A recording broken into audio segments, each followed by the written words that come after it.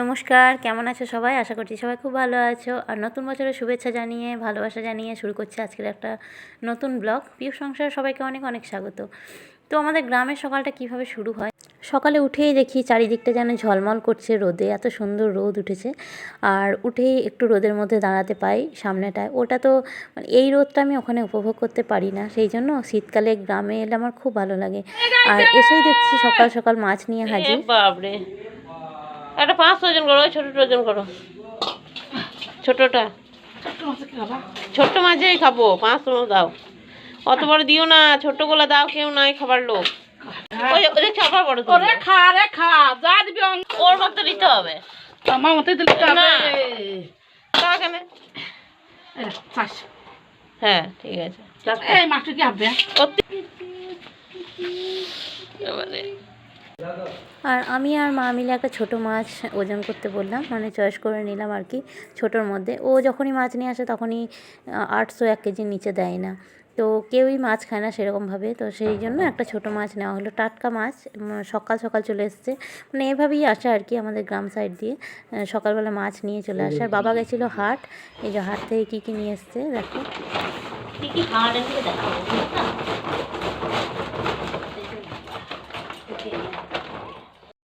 তো পুজো সেরে বাবা চলে গেছিলো হাটে, হাট থেকে অনেক সবজি নিয়ে এসছে, আর একদম ফ্রেশ সবজি দেখে মনটাই ভালো হয়ে গেল। মা বললো সবজিটা কেটে দিতে, তো আমি সেই জন্য কী কী এনেছে দেখছি। এখানে ফুলকপি আছে, বাঁধাকপি আছে, পালং শাক, বেগুন, কুমড়োটা খুব সুন্দর, কালারটা দেখেই মনে হচ্ছে যেন মিষ্টি হবে। এখানে বেগুনও এনেছে, ধনেপাতা এনেছে, একদম সবুজ সবুজ সবজি। আর শীতকালে সবজিগুলো দেখতেই বেশ ভালো লাগে, একদম টাটকা সতেজ, ভালো লাগছে দেখতে। এখান থেকে আমি বেছে বেছে নিচ্ছি, আর মা বলে দিচ্ছিল যে কি কি রান্না হবে, তো সেগুলো আমি কাটবো বলে এখানে এগুলোকে এইভাবে রেখেছি। আর আমাদের এখানে হাট যেতে হয়, মানে এখানে তো বাজার নেই যে ডেলি গিয়ে সবজি বাজার করতে হবে, এখানে হাট যেতে হয়। সপ্তাহে 4 দিন হাট হয়, মানে আলাদা আলাদা দুটো জায়গায় 4 দিন হাট হয়। তো বাবা সপ্তাহে 1 দিন কি 2 দিন গিয়ে হাটটা করে নিয়ে আসে। আর এখন ঘড়িতে বাজে 3টে, খাওয়া দাওয়ার পরে মা আর আমি বেরিয়ে পড়লাম একটু। আর আসার সময় দেখছি আমাদের যে স্কুলের মাঠ, সেখানে ক্রিকেট খেলা চলছে। আর এই ক্রিকেট খেলাটা চলছে 4-5 দিন ধরে। আমরা যেহেতু এদিক দিয়ে আসি না বলে দেখতে পাই না, আজকে বেরিয়েছি তাই দেখতে পাচ্ছি। হুম,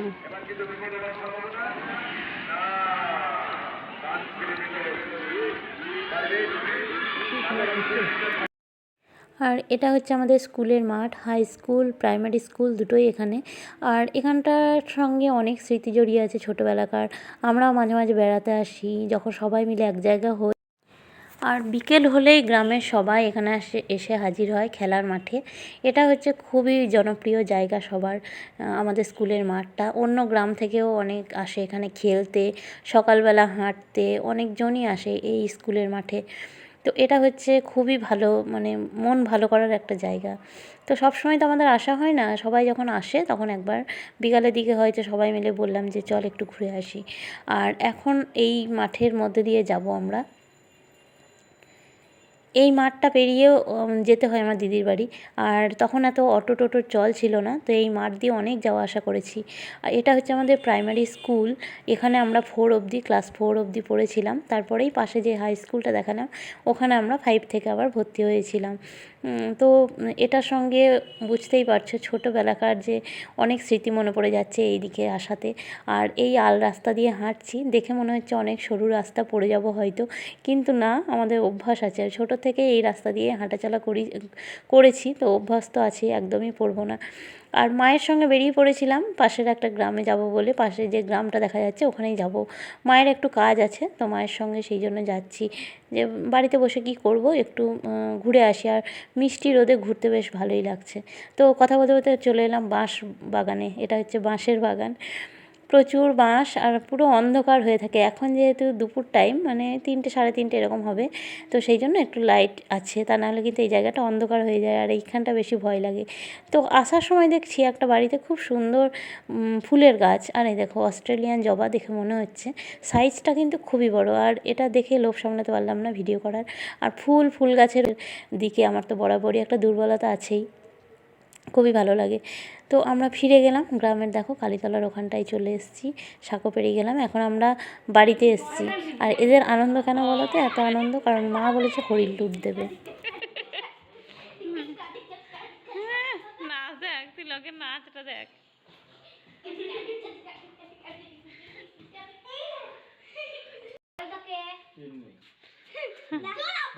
এখানে হবে, এখানে হবে, এখানে হবে।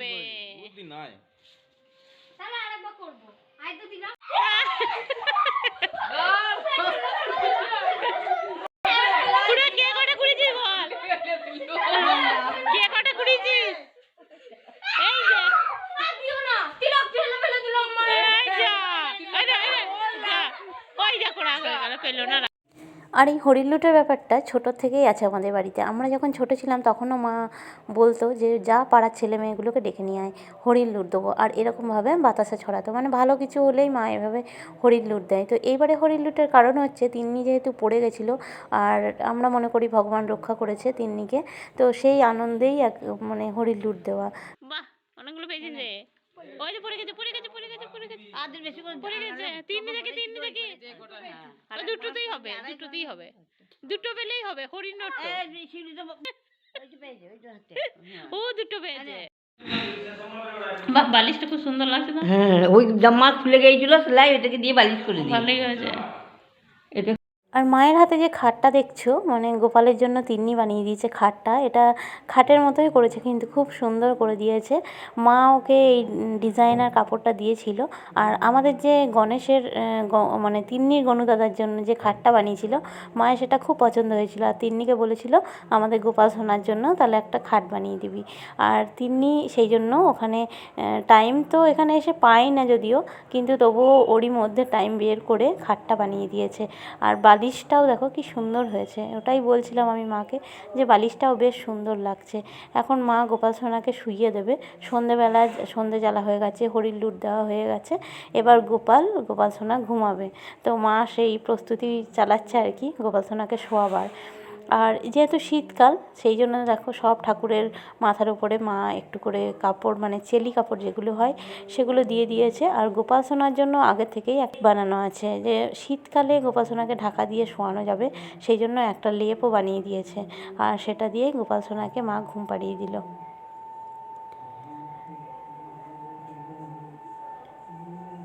মায়ের ঠাকুর ঘরটা আমার বেশ লাগে, কি সুন্দর ফুল দিয়ে বাবা সকালবেলা ফুল তুলে আনে 1 প্যাকেট, আর সেগুলো দিয়েই মানে 1 প্যাকেট বলতে অনেকটা ফুল নিয়ে আসা, সেগুলো দিয়েই মা বসে বসে সকালবেলাটায় এই ঠাকুর ঘরটা সাজিয়ে দেয়, খুব সুন্দর করে সাজানো হয়।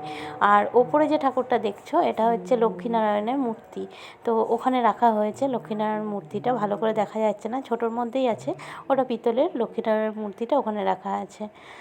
আর তারপরই সন্ধেবেলা আমি মাকে বলেছিলাম যে অনেক দিন পালক খাইনি, তো একটু পালক বানাও না, মানে বহু বছর আমি পালক খাইনি। সেই জন্য মা চাল ভিজিয়েছিল, আর চাল মাটা হওয়ার পরে দেখা গেল অনেকটাই হয়েছে।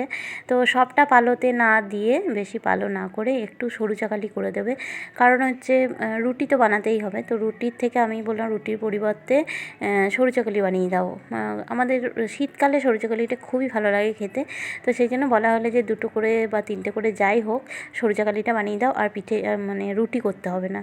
তো ওখান থেকেই একটু চাল নিয়ে আমাদের মতো 2টো করে সরু চাকালি বানানো হয়েছে। আর দেখো পালোটাও হয়ে গেছে, ওটা ঠান্ডা করতে দেওয়া হয়েছে থালাতে এইভাবে ঢেলে দিয়ে। আর এটা পুরো যেমন ধোঁকা করি আমি, বা সুজি যেমন হয় থালাতে ঢেলে যখন ঠান্ডা হয়ে যায় তখন পিস পিস করে কাটা হয়, এটাও ঠিক সেরকমভাবেই খাওয়া হয়। এটা বানানো হয় চাল গুঁড়ো আর গুড় দিয়ে। আজকের ব্লগটা এখানেই শেষ করছি, পরে আবার অন্য ব্লগে তোমাদের সঙ্গে দেখা হবে। ততক্ষণের জন্য সবাই ভালো থেকো, সুস্থ থেকো, আর সবাইকে অনেক অনেক ধন্যবাদ। আর যারা নতুন আছো আমার চ্যানেলে তারা অবশ্যই চ্যানেলটাকে সাবস্ক্রাইব করে পাশে থাকা বেল আইকনটি প্রেস করে পাশে থেকো। আর গুড নাইট।